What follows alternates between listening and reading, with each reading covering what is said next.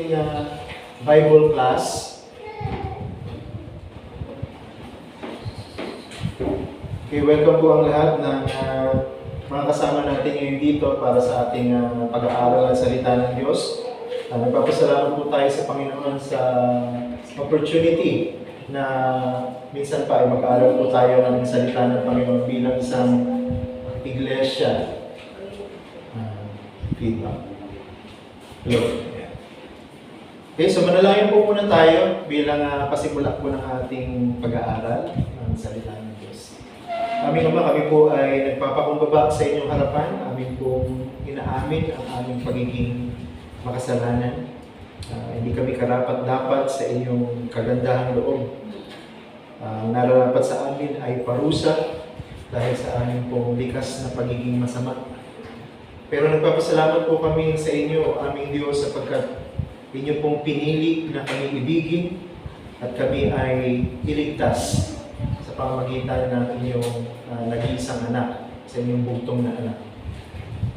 Kami po ay nagpapasalamat sapagkat ang katiyakan ng aming kaligtasan ay hindi po sa galing, sa sipag, o sa dami ng aming contribution sa gawain para sa inyo, kundi dahil mismo sa inyo at sa inyong katapatan.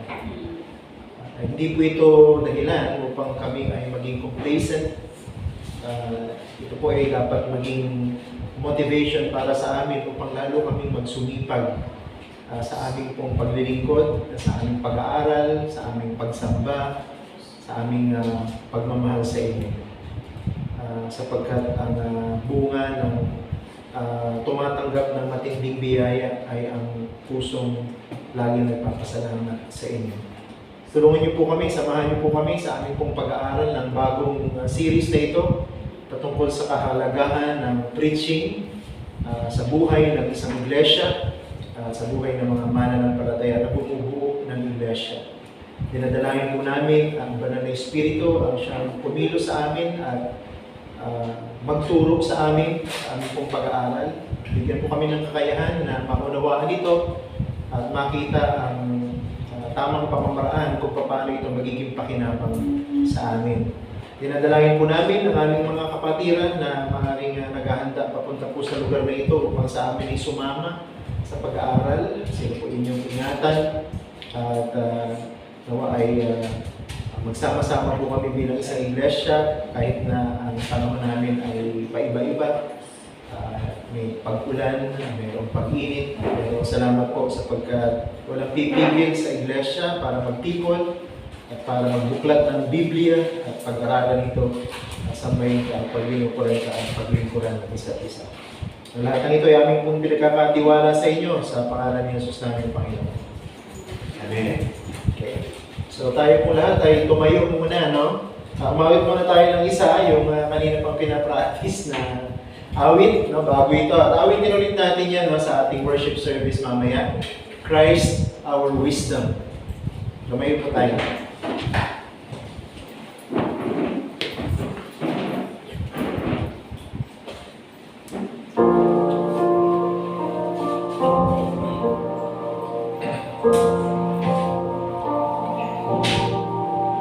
Christ our wisdom, we are humble when you hide your ways from us.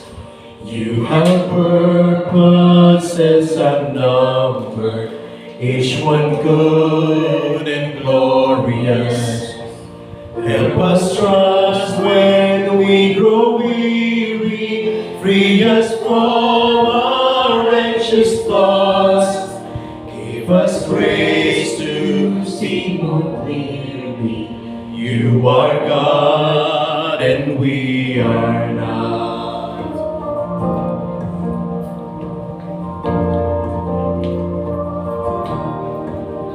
Christ our wisdom, be our gladness when we fail to understand. You ordain all joy and sadness to fulfill your perfect plan. Help us know you rule with power over every raging flood. In our most uncertain hour, you are God and we are loved.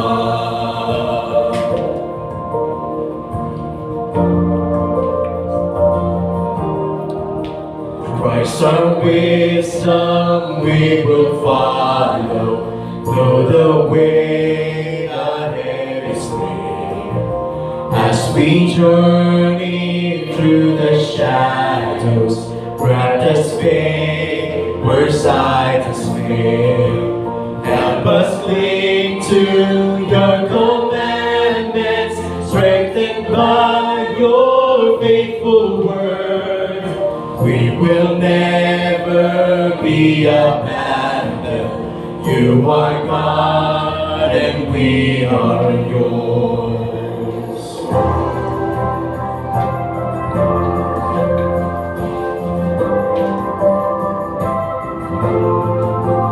Christ our wisdom, we adore you for the beauty of the cross. Once in foolishness we scorned you, but your blood has ransomed us. Help us sing in endless mercies of your humble heart to save. Christ our wisdom, Christ our glory, you are God forever praised. Help us sing in endless mercies of your humble heart to save. Christ our wisdom, Christ our glory, you are God forever praised.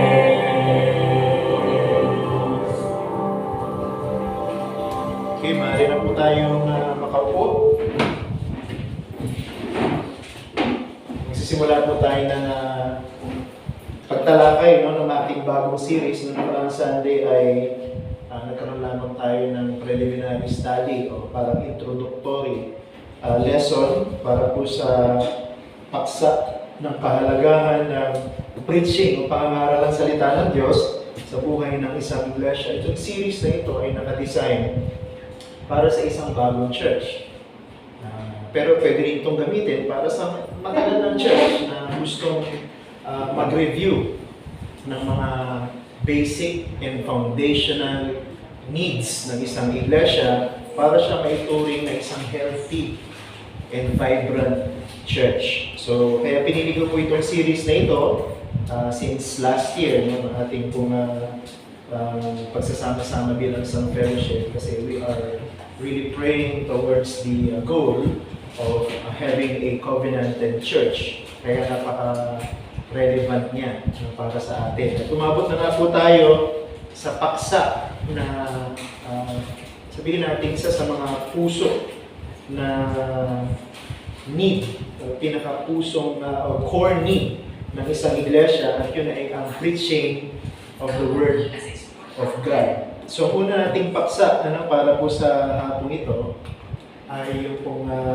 katanungan na what is true spirituality? What is true spirituality? Pero before we continue with that, reviewin muna natin yung ating yung basic lang na i-emphasize natin sa ating pag-aaral ng nakaraan. What is expositional preaching or what is expository preaching? So nandun na sa word na expository or expositional yung ibig sabihin nito. No? Ang ibig sabihin ng expositional preaching is basically we are exposing the meaning of the Word of God. So, ang preaching ay hindi yung pag-iimbento ng mga ngaral ng sarili niyang pagkaunawa sa talata o mga talata na kanyang ginagamit sa kanyang pangangaral. Hindi po preaching yon. Ang preaching po ay ang paghahayag o pagpapaliwanag ng totoong ibig sabihin ng mga talata. At pagkatapos na maintindihan ko anong ibig sabihin ng mga talata at ang kaugnayan nito sa kasaysayan ng pagliligtas ng Diyos sa pamamagitan ni Jesucristo ay ilalapat sa buhay ng mga tao na nakikinig. So yun po yung preaching. Kaya dapat ang preaching ay isa sa mga ina-anticipate ng mga miyembro ng iglesia pagdating ng Lord's Day. No? Because we will be, actually, papansinin niyo yung ating program. No? Simple lang yung program natin, napaka-straightforward. Pero yung bawat bahagi na yan ay ginagamit ng Diyos para ihanda ang iglesia patungo sa sentro ng kanyang pagsamba. At ano yun? Yung pangangaral ng salita ng Diyos. So our prayers, our reading of Scripture, from call to worship, and then singing of Scripture builds up yung ating pong mga puso, yung ating mga kaluluwa towards the anticipation o yung pag-asa natin na tayo pagpapalain ng Diyos sa pangangaral ng salita ng Diyos. So, ganun yung trajectory ng ating pong program. And basically, yung program na yan ay hindi inimbento lang ng tao, kundi lahat yan ay galing sa Biblia. Wala po tayong ginagawa sa ating worship service na hindi inutos ng Diyos. Kapag malinaw na anumang gagawin natin sa pagsamba na hindi iniutos ng Diyos, ay hindi niya kalulugdan.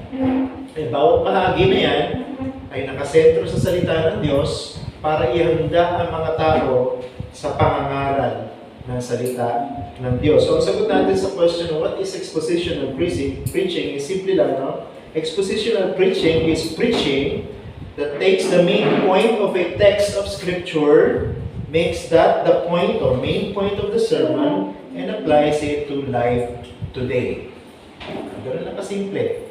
Kaya pag nakikinig po tayo ng pangangaral, asahan natin ano yung major point ng pangangaral ng salita ng Diyos. And usually, ginagawa natin yan dun sa ating summary statement. Di ba, sinasummarize ko yung buong preaching natin into one sentence. Basically, that is the meaning of the text ng ating pinag-aaralan. And then, pagkatapos natin i-expound, pagkatapos natin itong ipaliwanag ng mahinang, ng mabuti, ng detalyado, ay makikita mo na mayroong mga bahagi na ina-apply natin sa ating pang-araw-araw na pamumuhay bilang mga mananampalataya. So basically, that's the purpose and that is the direction of every expository or expositional preaching. Pagka tayo pinakinig sa pang-aaral ng salita ng Diyos, okay, ipinaliwanag yung text pagkatapos ay walang epekto sa atin dahil hindi natin nakita paano ako makikinabang doon sa Word of God natin pinag-aaralan, din kulang ang pangangaral.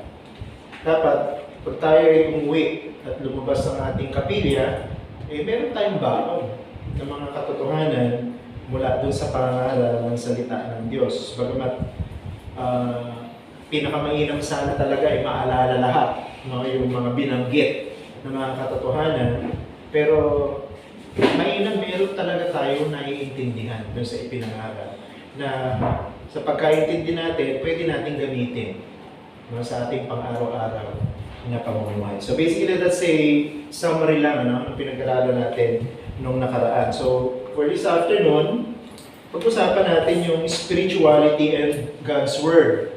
Spirituality and God's Word. Pagdating sa salitang spirituality, marami ang iba-ibang meaning o pakahulugan ng mga tao dyan. Para sa mysticism, yung spirituality ay yung state of nirvana, kung saan yung consciousness ng tao ay umaangat sa present world na ito at pumupunta doon sa mas mataas na antas ng buhay. Yan ang paniniwala ng mga Hindu, mga Zoroastrianist, at marami pang ibang pananampalataya, mystical. Yung iba naman, ang spirituality para sa kanila ay yung pagkakaroon ng maraming ginagawa para sa Panginoon. Busy para sa Panginoon. Yung iba ay nangangaral ng salita ng Diyos, ang tingin nila sa sarili na spiritual na sila. Yung iba ay maraming ministry sa church, ang tingin nila ay spiritual na sila. Yung iba naman ay nagmi-mission, pumupunta sa mga malalayo at liblib na lugar. Ang pakiramdam nila sa sarili nila, spiritual na sila. Ngayon, nagtanong, ano ibig sabihin ng pagiging spiritual? Diba? Dito, sa ating pag-aaral, ay ituturo po sa atin ang salita ng Diyos na ang pagiging spiritual ay hindi natin pwedeng ihiwalay sa salita ng Diyos. Yung God's Word o yung salita ng Diyos ang pinakabasihan para masabi natin na isang tao ay spiritual. Hindi yung kanyang ginagawa, hindi yung kanyang ministries, hindi yung kanyang popularity sa mga Christian community, hindi porket siya ay nagsasalita sa mga malalaking conferences ay spiritual na siya. Diba? Si Pastor Steve Lawson ay malimit maimbitahan sa mga malalaking conference sa Amerika, sa iba't ibang parte ng Amerika. Pero nangyari sa kanya, nahulog siya sa kasalanan. Diba? Ngayon, disqualified na siya maging pastor. So, hindi natin pwedeng sukatin ang spiritualidad ng tao sa kanyang ministries.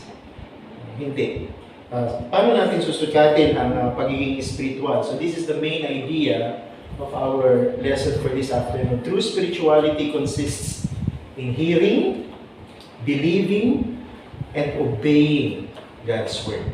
Yun ang spirituality. Yun ang pagiging spiritual ng isang mananampalataya. Hindi yung parang larawan ni Moises na nung bumaba siya mula sa bundok ng Sinai, pagkatapos ng 40 araw at 40 gabi ay hindi makatingin ng mga Israelita sa kanyang mukha sapagkat siya ay nasisilaw. No? Dahil siya ay na-expose sa kaluwalhatian ng Diyos. Hindi po ganun ang spirituality. Siguro sa kaso ni Moises, kasi very special case yun. Hindi naman naulit yun. Pwede natin sabihin na yun ang physical manifestation ng kanyang spirituality. Bakit? Sino ba kasama ni Moises for 40 days and 40 nights? Si Yahweh. No? Pero hindi na natin pwedeng asahan na mangyayari ulit sa panahon natin ngayon na pupunta ako sa bundok ng Anahaw. No? At doon ako mapangalagi ng 30 araw, 30 gabi. Pagbaba ko ng bundok, dapat spiritual na ako. Hindi ganun eh. Dito, ang pagiging totoong spiritual ng isang mananampalataya, 3 ang elemento. Siya ay nakikinig sa salita ng Diyos, siya ay nananampalataya o naniniwala sa salita ng Diyos, at siya ay sumusunod sa salita ng Diyos. Tanggalin mo ang isa dyan, kulang na ang spirituality mo. Kung wala yung 3 yan, paano mo susukatin ang spirituality mo? It's either baka hindi ka talaga Christian or you are a very rebellious believer of Jesus Christ na definitely meron yung parusa at meron yung karapatang treatment mula sa ating Panginoon. So, to elaborate and to study this further, 2 passage sa Bible po, isang Old Testament at isang New Testament ang ating pagbabasihan. So, yung una ay Psalm 19 at yung isa po ay Luke 10:38 to 42. Okay, so basahin muna natin yung mga passage. At habang binabasa po natin, huwag lang natin basta siya basahin. No? Habang binabasa natin, itingnan natin ano ba ang sinasabi ng mga talata na ito patungkol sa ating paksa ng pagiging espiritual o ng totoong espiritualidad. Ano, at mamaya tatalakayin natin ang mga talatang yan. Meron tayong hinandang mga katanungan na gagabay sa ating pag-aaral. So basahin muna natin yung awit 19. Meron po yung 14 na talata. So hatiin natin sa dalawa, no? 1 to 7 and then 8 to 14. Pagtsagaan po natin sapagkat ito po yung salita ng Diyos. Okay, basahin po natin siya ng malinaw, dahan-dahan at walang pagkakamali hanggat maaari. Verse 1 to 7, pabasa natin kay Mami Wilma. And then 8 to 14, pabasa natin kay Maui. Pwede ba ikaw? Psalm 19, 8 to 14. 8 to 14. So, si Wilma, 1 to 7. Okay? Go! Nagpapahayag ng kaluwalhatian ng Diyos ang kalangitan, at ang mga gawa ng kanyang kamay ay iniaayat ng kalawakan. Sa araw-araw ay nagsasalita at gabi-gabi ay nagpapahayag ng kaalaman. Walang pananalita o mga salita man, ang kanilang tinig ay hindi naririnig. Ngunit lumalaganap sa buong lupa ang kanilang tinig, at ang kanilang mga salita ay hanggang sa dulo ng daigdig. Sa kanila ay naglalagay siya ng tolda para sa araw, na dumarating na gaya ng kasintahang lalaki, napapalabas sa kanyang silid at nagagalak gaya ng malakas na tao na tumatakbo sa takbuhan. Ang kanyang pagsikat ay mula sa dulo ng mga langit, At sa mga dulo niyon ay ang kanyang paligid, at walang bagay na nakukubli sa kanyang inig. Ang kautusan ng Panginoon ay sakdal na nagpapanahuli ng kaluluwa. Ang patotoo ng Panginoon ay tiyak na nagpapatalino sa kulang sa kaalaman. Ang mga tuntunin ng Panginoon ay matuwid, na nagpapagalak sa puso. Ang utos ng Panginoon ay dalisay, na nagpapaliwanag ng mga mata. Ang takot sa Panginoon ay malinis, na nananatili magpakailanman. Ang mga kahatulan ng Panginoon ay katotohanan at lubos na matuwid. Mga pinipitang higit kaysa mundo. Oo, higit kaysa maraming dalisay na mundo. Lalong mainam kaysa pulot at sa pulot pupunutan. Higit dito ay sa pamamagitan ng mga iyo'y mapagpapaunahan ng iyong lingkod. Sa pag-iingat ng mga yaon ay may dakilang gantimpala. Sinong makasisiyasat ng kanyang mga kamalian? Paliwanagan mo ako sa mga kubling kamalian. 13. Italikod mo rin ang iyong lingkod sa mga kapalaluang sala. Huwag mong kapagtaglagiin ang mga yaon ng kapangyarihan sa akin. Kung magkakagayoy magiging matuwid ako at magiging malinis ako sa malaking pagsalangsang. 14.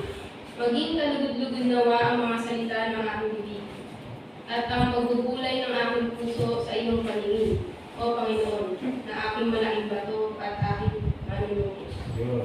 Okay, maraming salamat po. So, I hope nung binabasa po natin ay nakita ninyo no, yung main idea ng Psalm 19. Okay, so basically ay patungkol ito sa Diyos. Okay, at kung paano natin siya nakikilala. Okay, so yung isa pong passage, Luke 10, 38 to 42. Kabasa natin kay Ate Kata.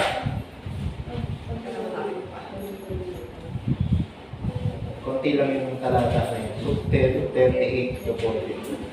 Familiar yung story niya na yun.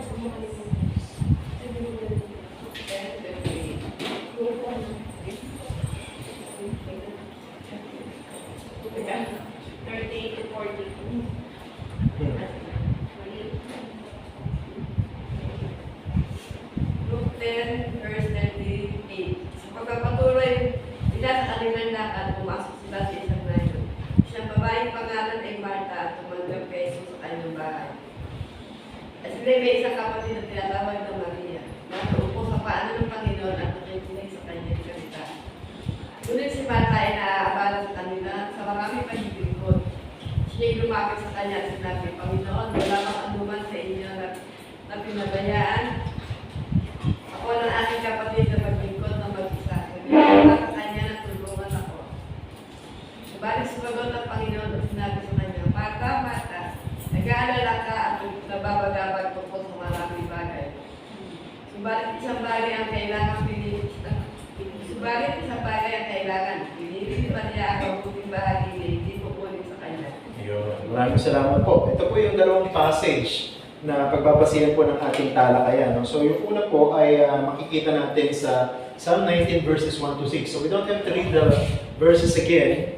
I hope, sabi ko kanina, ay sa ating pong pagbabasa ay tingnan natin no, yung tinutukoy ng passage na ito. So ano po, in what ways does God reveal Himself? Ano po yung paraan kung paano ipinapahayag o ipinapakilala ng Diyos ang kanyang sarili ayon sa awit 19 verse 1 hanggang 6.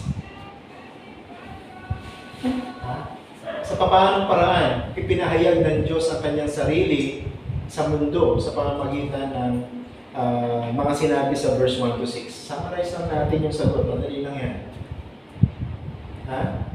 Ano sabi sa verse 1? Nagpapahayag ng kaluwalhatian ng Diyos ang kalangitan at ang mga gawa ng kanyang kamay ay inihahayag ng kalawakan. So, ibig sabihin pala, itong physical universe natin, yung buwan, yung araw, yung mga bituin, ito mismong planeta natin, lahat ng nandito sa planeta natin, nagpapahayag ng kaluwalhatian ng Diyos. Ang ibig sabihin, nagpapakilala pala ang ating mundo at ang lahat ng nilikha sa loob at sa labas ng mundo na ito na mayroong Diyos. Na? At ang sabi pa nga dito sa ating mga talata, sa verse 3, walang pananalita o mga salita man ang kanilang tinig ay hindi naririnig. Wala naman nagsasalitang bundok, wala naman nagsasalitang bituin. Nakikita lang natin yan sa mga cartoons. Pero sa totoo, walang nagsasalita na anumang bagay na nilikha maliban sa tao. Pero, ang linaw dito sa anim na talata, ang unang 6 na talata na ito ng awit 19, na kahit na sila hindi nagsasalita, kahit na hindi natin sila naririnig, maliwanag ang kanilang mensahe. At ano yung mensahe nila? Mayroong Diyos. Mayroong Diyos. Diba? Kaya yung mga hindi naniniwala mayroong Diyos, hindi nila may paliwanag, no? Bakit ganito yung planeta natin? Bakit pag tumingin ka mula sa outer space, nakikita mo yung mundo nakaluha? No? At yung mundo na yun ay umiikot sa kanyang sariling axis. At yung mundo na yun umiikot sa kanyang sariling axis o umiikot sa araw. At yung planeta natin ay hindi nag-iisa, meron pang ibang mga planeta na umiikot din sa araw. Paano nangyari na walang Diyos kung ang mga bagay na ito ay umiiral? Paano natin nalaman na umiiral? Sapagkat marami na nag-aral ng outer space at ng mga planeta. No? Panoorin na lang natin sa YouTube. Anong paliwanag ng mga scientifico? No? Ay natural law. Okay? Kung natural law lamang po ang dahilan kung bakit ang mga planeta ay hindi nagbubuguan sa outer space, hindi ako maniniwala. So, ibig sabihin mayroong kapangyarihan na higit sa natural law. Yung gravity o yung kawalan ng gravity. Na mayroong kapangyarihan na higit sa lahat ng ito na nagpapanatili ng lahat ng bagay na nilikha sa kanilang tama na posisyon at kaayusan. At para sa akin, mas madaling panampalatayanan na yung kapangyarihan na yon ay galing sa Diyos. Dahil sinabi rin ang salita ng Diyos na ang lahat ng bagay na nilikha, lahat na nakikita niyong nilikha dito, kasama na ang tao, nagpapatunay na mayroong Diyos. Okay? So that's one. Number 2, Psalm 19:7-11.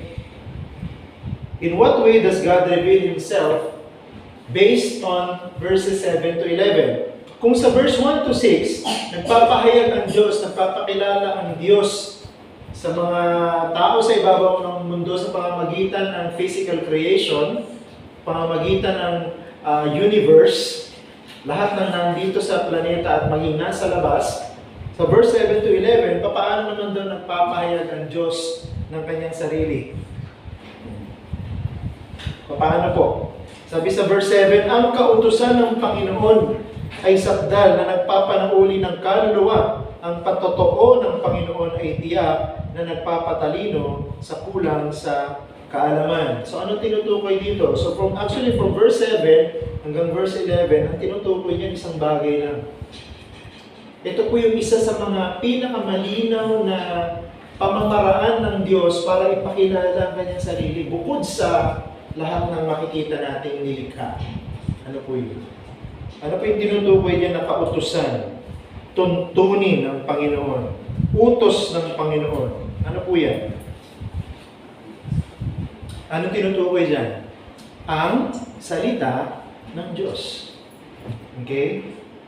So bukod sa mga nakikita nating nilikha sa universe, inside and outside of this planet, meron pang isa na paraan ng pagpapahayag ng Diyos na mas malinaw kaysa sa mga hindi nagsasalita na nilikha, at yun ay ang salita ng Diyos. Ang panahon ng lumang tipanan ng salita ng Diyos ay hindi nakasulat. Sapagkat mayroong mga propeta sa ang Diyos na nagpapahayag ng kanyang salita. Pero napakabuti ng Diyos, no? Inalis niya yung mga propeta na nagpapahayag ng salita ng Diyos. Inalis niya yung mga apostol na nangangaral at nagsasalita para sa Diyos. Pero iniwanan niya ang alin? Anong iniwanan niya sa atin? Na salita niya ang Biblia. Hindi mo na kailangan tumawag ng propeta. Hindi mo na kailangan tatawagin yung mga apostol. Hindi natin sila kailangan para maunawaan kung ano yung sinasabi ng Diyos. Bakit? Sapagkat sa katalinuhan ng Diyos, sa pagiging soberano ng Diyos, hinayaan niya na ang kanyang salita maisulat. At itong salita na ito na ngayon ay nakasulat, na tawag natin ay Biblia, ang isa sa mga pinakamalinaw na paraan ng pagpapahayag ng Diyos ng kanyang sarili. At papaanong malinaw na ipinapahayag ang salita ng Diyos? Preaching. Sa pamamagitan ng pangaral ng salita ng Diyos. Kaya doon papasok yung pakikinig sa salita ng Diyos. Pero hindi lamang po nakalimita sa pangangaral ng salita ng Diyos ang ating pakikinig. Kasi ang pangangaral ng salita ng Diyos ay nagaganap pag ang iglesia ay magkakasama. Pero paano pag ang iglesia ay hindi magkakasama, paano siya makikinig sa salita ng Diyos? Gawin. Yung wala tayo sa church, paano tayo makikinig sa salita ng Diyos? Ano gagawin mo sa Bible? Pag-aaralan mo ang Biblia para sa sarili mo. Dahil doon, sa paraan na yun, nangungusap ang Diyos at nagpapakilala sa atin. Diba? Kaya importante yung ating pag-aaral ng salita ng Diyos, hindi lang pag-Sunday, dahil may preaching. Kailangan, pag-aaral natin ng salita ng Diyos ay pinagtsatsagaan natin gawin araw-araw. Bakit? Kasi, di ba, katulad ng sinabi ni Apostol Pablo sa sulat niya sa Filipos 3, siya bilang isang mananampalataya, ang gusto niya ay lalo pang makilala ang Panginoong Jesucristo. Paano lalo makikilala ng isang mananampalataya ang Panginoong Jesucristo? Sa pamamagitan ng pag-aaral niya ng salita ng Diyos. So, mahirap unawain para sa atin yung isang mananampalataya na totoo, pero hindi niya pinagtsatsaga ang aralin ng salita ng Diyos. Tila pag sinasabi niya sa mga tao na hindi ko gustong makilala si Jesus. Dahil hindi ko pinag-aaralan ang kanyang salita. Dalawang paraan lang po ang binigay ng Diyos para makilala natin siya. Una, nakikita natin na may Diyos. At ang Diyos na ito yung maluwalhati. At ang Diyos na ito yung makapangyarihan. Ang Diyos na ito yung marunong sapagkat may disenyo ang lahat ng kanyang nilikha. Pero hindi yun sapat para makilala natin ang Diyos. Kaya binigay ng Diyos ang kanyang Biblia. So, sa theology, ang tinatawag po, ang dalawang tawag po dyan ay yung general revelation at yung special revelation. Yung general revelation, yung po yung tinatawag na physical creation, Psalm 19, verses 1 to 6. And then yung pong special revelation ay yung pong Biblia, Psalm 19, verse 7 to 11. So yun po yung dalawang special na pagpapahayag ng Diyos. At lahat ito accessible sa atin. So hindi natin siya dapat sinasayang, hindi natin dapat pinagwawalang bahala, hindi natin tinitake for granted. Itong dalawang pamamaraan na ito ng pagpapakilala ng Diyos sa atin. How can we become spiritual kung hindi naman natin kinikilala ang Diyos na nagligtas sa atin? Tandaan natin, ang pagiging spiritual ay may kinalaman sa pagpapahayag ng salita ng Diyos sa atin. Directly, we don't need a prophet, we don't need apostles. All we need to do is to open our Bibles and to pray to God na maintindihan natin yung ating pinag-aaralan. Sapagkat sa pamamagitan nito, mas lalo nating makikilala ang Panginoon. Okay? Then number 3, doon pa rin sa Psalm 19 verse 1 to 6, what do we learn about God from His revelation of Himself in creation? Ano daw matututunan natin sa Diyos? Tungkol sa Diyos, patungkol po sa kanyang pagpapahayag ng kanyang sarili sa pamamagitan ng physical creation. Ano po ang advantages and disadvantages ng pagpapahayag ng Diyos sa pamamagitan ng physical creation? Okay? Any volunteer?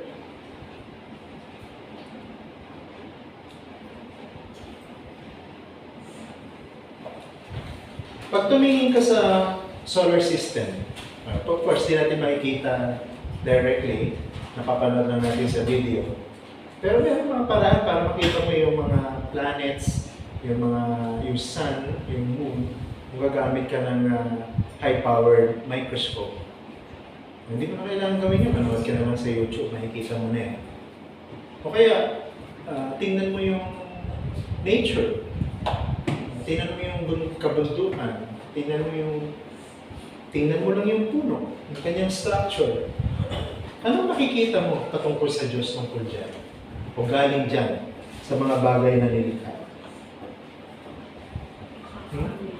Paul, anong matututunan natin sa Diyos pag tinignan natin ang sun at kung paano ang sun na ito ay nagpapanatili ng centrality ng solar system natin? Ang pagiging makapangyarihan. Diba? Nakikita natin ang pagiging makapangyarihan ng Diyos. Okay? Hindi ko yata dito yan. Yan. Nakikita natin una, sabi dun sa verse 1, kaluwalhatian ng Diyos. Imagine, who can create a magnificent world like this, or magnificent universe like this. Walang iba kundi ang Diyos. Hindi natural law, hindi evolution. No? Meron talagang direct creator. And that creator is glorious. It reveals His glory. And then it also reveals His wisdom. Marunong ang Diyos.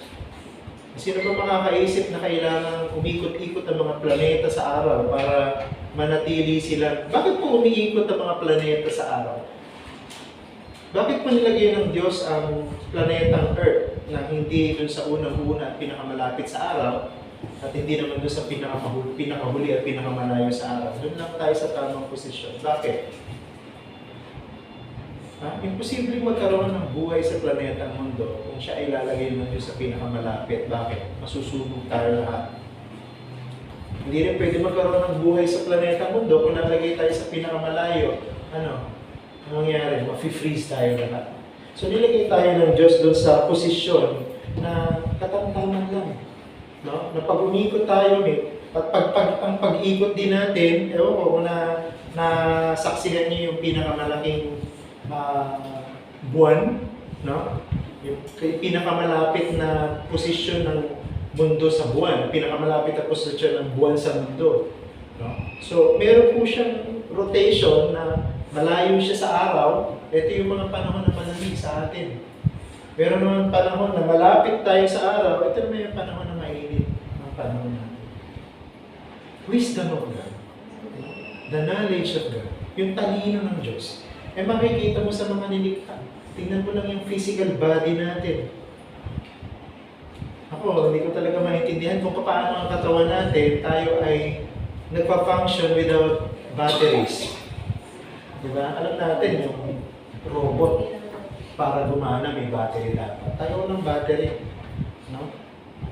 Pero gumagana tayo. Nagagawa natin lahat ng dapat natin gawin. Paano nangyari yan ay bunga ng evolution? Ginawa ng Diyos yan. At pinananatili ng Diyos yun. That's the wisdom of God. And then of course, the beauty of God. Pag pumunta sa ibang mga lugar, nakikita ko lang sa YouTube yung mga lugar like New Zealand, Japan, no? Ang gaganda ng mga lugar nila, no? Iba't ibang klima, magaganda ang makikita mo. Saan ang galing yun? Sa Diyos. Bakit? Sapagkat ang ganda o kagandahan ay galing sa Diyos. So nakikita natin ang beauty of God. And of course, the power of God. Ito yung sinabi ni Paul, the power of God. So itong lahat na ito ay makikita natin, matututunan natin patungkol sa Diyos mula sa physical creation. Next is Psalm 19, verse 1 to 6 ulit. What creation cannot teach about God? Ano po yun? Kung nakikita natin yung mga nauna na malinaw na tinuturo ng creation o nilikha ng Diyos o the physical universe, ano naman yung hindi natin matututunan sa Diyos mula sa physical creation? Ito, baligo ko na ng listahan. Hindi natin makikilala ang pagiging moral ng Diyos, the morality of God. We cannot learn that from creation. Yung makikita ng Diyos ay mapagmahal sa creation. Siguro makikita natin na binigyan tayo ng Panginoon ng mga halamang nagbubunga para makain natin. No? Binigyan tayo ng mga puno na hindi nagbubunga para ipanggatong natin, ipanluto natin. So pwede natin sabihin, it's the goodness of God. Nagpapaulan siya sa lahat. No? Hindi lang sa mabubuti, nagpapaaraw siya sa lahat. Hindi lang sa mabubuti. So that's the goodness of benevolence of God. Pero aside from that, marami pang patungkol sa morality of God na hindi mo makikita sa creation, the justice of God. Katarungan ng Diyos makikita mo ba sa creation? Meron ding sigurong hint. No? Pero hindi sapat, kulang. No? Makikita mo ba yung desire ng Diyos na magligtas sa pamamagitan ng creation? Hindi. Kanyang mercy? Hindi. No? Kulang. Hindi naman natin sinasabing walang hint o walang clue wala sa creation. Kung malalim ka mag-isip, makikita mo. Pero kung hindi mo makikita. And then of course, number 2, the sinfulness of man. Pag tumingin ka ba sa araw, makikita mo yung pagiging makasalanan ng tao? Hindi. Pag tumingin ka ba sa buwan, makikita mo yung pagiging makasalanan ng tao? Hindi. So, kulang ang physical creation para maintindihan natin ang mga bagay nito patungkol sa Diyos. So, hindi tayo dapat umasa lang sa physical creation para makilala natin ang Diyos. At alam din ng Diyos yun eh, na hindi sapat na doon lang tayo aasa sa physical creation para makilala natin siya. So that's why He provided the Bible, the Word of God, para doon natin mas lalong makilala kung sino ang Diyos na ito. So Psalm 19:7-9, what do the terms law, testimony, precepts, commandment, and rules all refer to? What does this suggest about how God communicates to us? So katulad ng mga binanggit ko kanina, ang mga ginamit na salita ay, ayan o, batas. Ano pa? Testimony, patotoo. Precepts, mga utos. Commandments, no? Mga utos. Rules, pamantayan, standard. Ano yung mga sinasabi ng salita na yan patungkol sa Diyos? What are those words mean to you? Kamawi. Ano yung salitang mga batas, utos, alituntunin? Ano yung mga yan? Hindi. Ano yung sinasabi sa iyo ng mga, anong meaning para sa iyo ng mga salita niya? Of course, alam natin salita ng Diyos. Pero ano yung sinasabi ng mga salita na ito patungkol sa salita ng Diyos o patungkol sa Diyos mismo? Tuwid? Pag sinabing utos ng Diyos. Pa? Kailangan? Hindi ko marinig. Sundin. Kailangan tukdin. Manalim ng Tagalog. Kailangan sundin. No? Pag sinabi ang mga ito. Ito pong mga salita na ito, iba-ibang mga salita na tinuturo sa atin na meron po iba-ibang paraan ng pakikipag-communicate ang Diyos sa atin. Kapag ng kanyang salita. So yung salita ng Diyos, hindi lang siya puro kwento para sa mga bata. Yung salita ng Diyos ay hindi lang parang sulat na sinulat para sa isang iglesia. Ang Biblia mula sa umpisa hanggang katapusan ay punong-puno ng iba't ibang pamamaraan ng Diyos ng pakikipag-communicate sa atin. So may mga bahagi ang salita ng Diyos na nagsasalaysay. Nagsasalaysay ng kanyang kapangyarihan, nagsasalaysay ng kanyang pag-ibig, nagsasalaysay ng kanyang plano, nagsasalaysay ng kanyang pagliligtas at marami pang iba. May mga bahagi ang Biblia na nag-uutos. May 10 Commandments. So ito naman ay pinapakita yung pagiging Lord or sovereign niya sa atin na tayo bilang mga mananampalataya, we have to submit to God at sundin ang lahat ng kanyang sinasabi. May mga bahagi naman sa Biblia na pag binasa mo ay nag-i-encourage sa atin, nagpapalakas ng ating puso, humahamon sa atin. Bawa, kwento ni Esteban, siya sa kanyang katapatan sa Panginoon.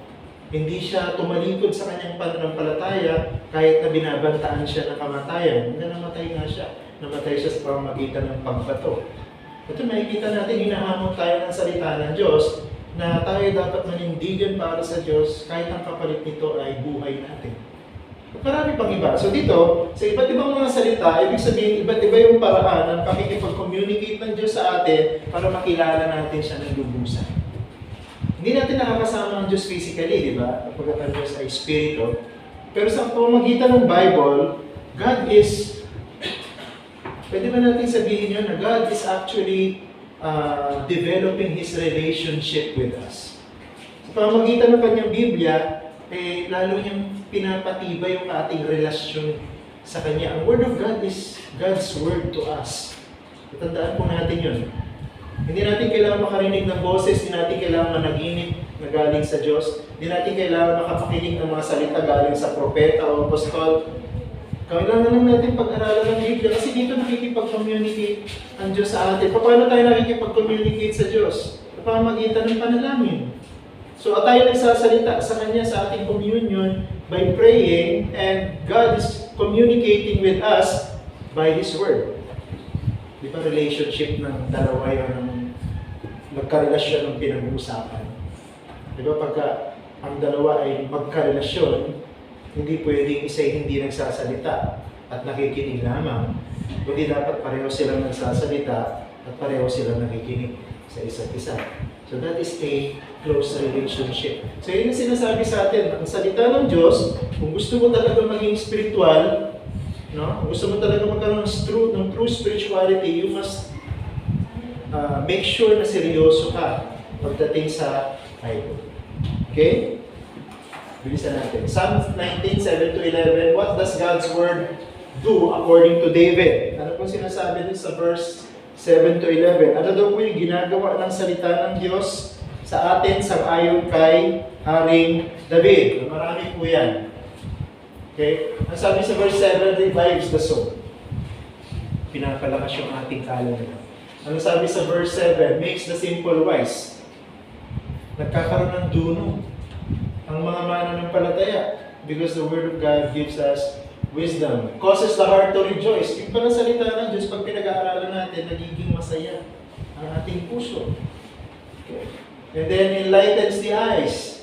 Gives understanding and wisdom. Kumbaga natututo tayo magkaroon ng discernment. Ano ibig sabihin ng discernment? Pag lagi tayo nag-aaral ng salita ng Diyos, nalalaman natin kung ano yung tama at mali. No?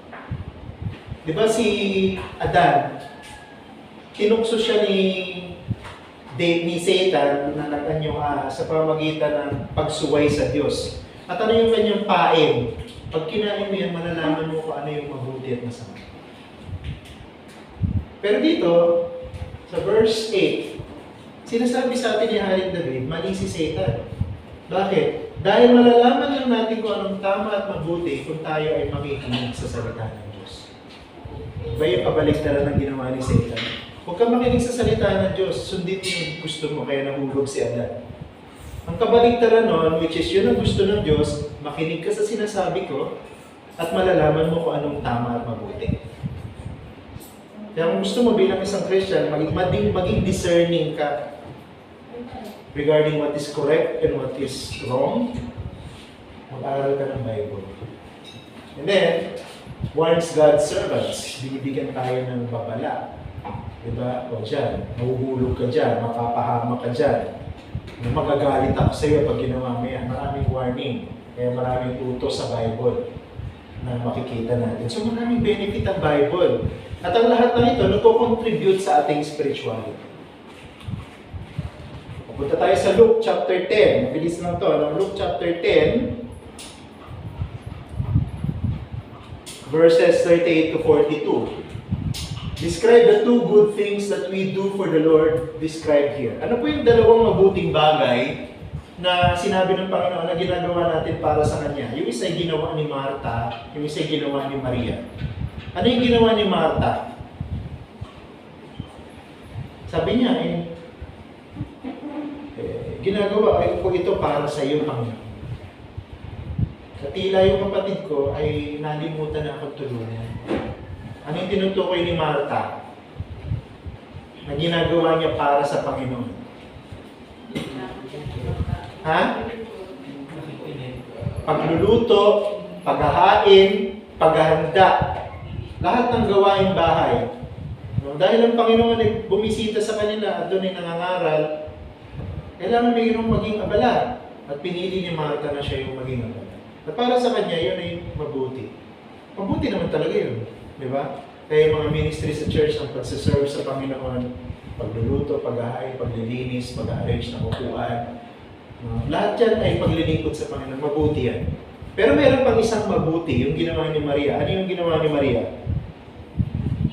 Naupo sa paanan ng Panginoon at nakinig sa kanyang mga salita. So parehong mabuti itong dalawang bagay na ito. Mabuti yung naglilingkod at mabuti yung pakikinig sa salita ng Diyos. Pero kung naniniwala na hindi mo pwedeng laging pagsabayin yan. Kasi pag pinagsabay mo yung dalawang yan, pipili ka lang ng isa eh. Kaya sabi ng Panginoon, pinili ni Maria yung mas mainam. Diba? Oh. Then, which among the two did the Lord identify as better? So kung mabuti yung paglilingkod sa Panginoon, mabuti yung pakikinig sa Panginoon, ano yung mas mainam? Pinili ni Maria. Di ba yung pinili ni Maria, ang sabi dun sa verse 41 and 42, sapagkat sumagot ang Panginoon at sinabi sa kanya, Marta, Marta, nag-aalala ka at nababagabag tungkol sa maraming bagay. Subalit isang bagay ang kailangan. Pinili ni Maria ang mabuting bahagi na hindi kukunin sa kanya. So both serving the Lord and listening to the Lord are good, but listening to the Lord is better. Kaya hindi natin pwedeng sakripisyo yung mga gawain kung saan nakikinig tayo sa Panginoon. Hindi natin pwedeng idahilan eh. Nagluluto pa ako. Ay, naglilinis pa, naglalaba pa ako. Mabuti yun. Hindi natin sinasabang sa aming masama yun. Pero kung itong mabuting bagay na ito ay sasabay sa mas mabuting bagay, anong sinasabi ng Panginoon dito? Piliin natin yung mas mabuting bagay. Kaya sabi ng Panginoon, unahin mo ang aking kaharian. Nakuha niyo? Kaya pag Lord's Day, hindi natin sinasabayan ng mga gawaing bahay. Tapusin na natin lahat bago mag-Lord's Day. Dahil hindi pwedeng sumagabal ang mga gawaing bahay sa mas mabuting gusto ng Panginoon na ginagawa natin para sa Kanya, which is pakikinig at pag-aaral ng salita ng Diyos. Luke 10:42, what does Jesus mean when He says that listening to His teaching is the one thing that is necessary? Ano ibig sabihin ng Panginoon dyan? Bakit mas mainam ang makinig? Atilig? Ha? Good the powers. Pagkain para sa ating kaluluwa. Tama. Kasi yung paghahanda, pagluluto, lahat yan pang-physical na pangangailangan natin. Kaya nga sinabi kong mainam yun. Kailangan natin yun. Pero hindi lang tayo physical na tao. Meron din tayong kaluluwa. At mas mainam na unahin natin ang ating kaluluwa, lalo na kung yung pag-aaral at pakikinig sa salita ng Diyos ay ginagawa tuwing Lord's Day. Kaya nga po ito tinawag ng Lord's Day. Dahil para sa Kanya, hindi para sa atin. Huwag nating sasabayan ng para sa atin, yung para sa Panginoon. Sumusuway tayo sa Kanyang kagustuhan. There's no blessing in disobedience. Mas mainam yung nakikinig at nag-aaral ng salita ng Diyos because that will determine your spiritual health. At yun din nagpapakilala sa atin kung yung tao na yun is a serious and true Christian or not.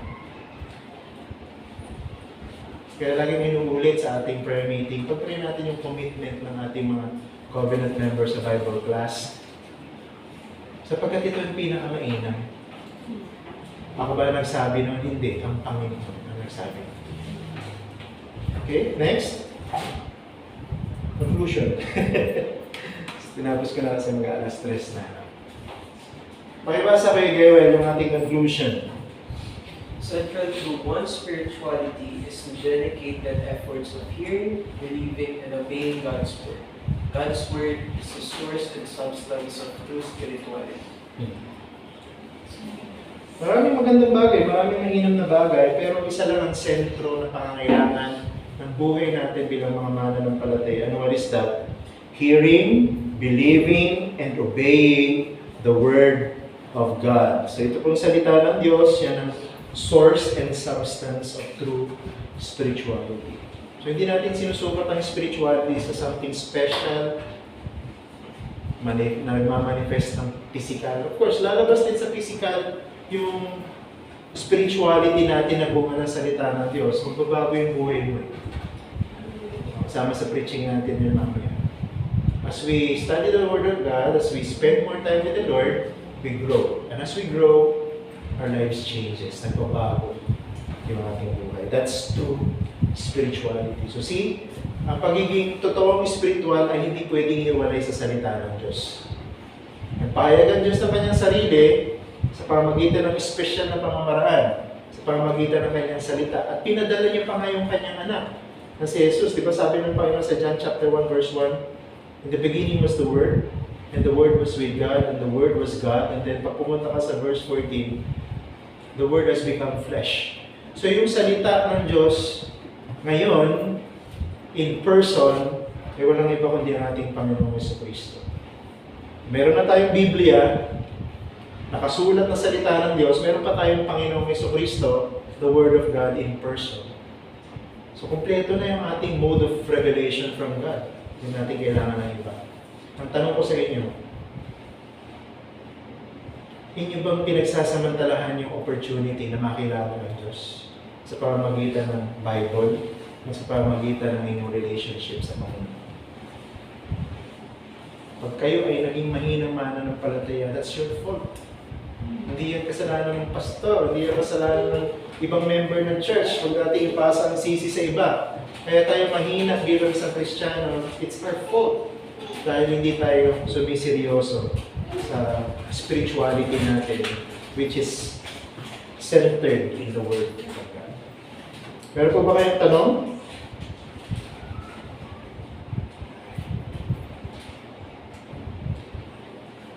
So Lord willing, ay pag-aaralan naman natin ang ibang paksa sa susunod, which is, what is the point of preaching? What makes a good sermon good? So pag-aaralan natin yung detalye na yan sa susunod na Bible class natin. May question po ba kayo? Clarification? The topic natin na ito. I hope we are seriously absorbing this. Kasi mahalaga po ito sa ating spirituality bilang isang church. Meron man sana tayong isang katangian na gusto nating laging maaalala ng mga tao dito sa paligid natin pag tinutukoy ang ating church. Yun yung isang bagay na itong church na ito, mahal nila ang salita ng Diyos. Lagi nilang pinag-aaralan yung Bible. At lagi nilang sinusunod yung Bible. Yun ang magandang katangian. Hindi yung ang laki ng church na yan. Ang daming tao dyan. Ang lamig sa loob ng church na yan. Ang ganda ng sounds sa church na yan. Ang ganda ng kantahan. Hindi ganun eh. Mahal nila yung Word of God. Sumusunod sila sa Word of God. Alam niyo, pagka nakita ng mga tao yung ganun, magiging attractive sa kanila yung gospel. Kasi nakikita nila yung effect nito sa buhay natin.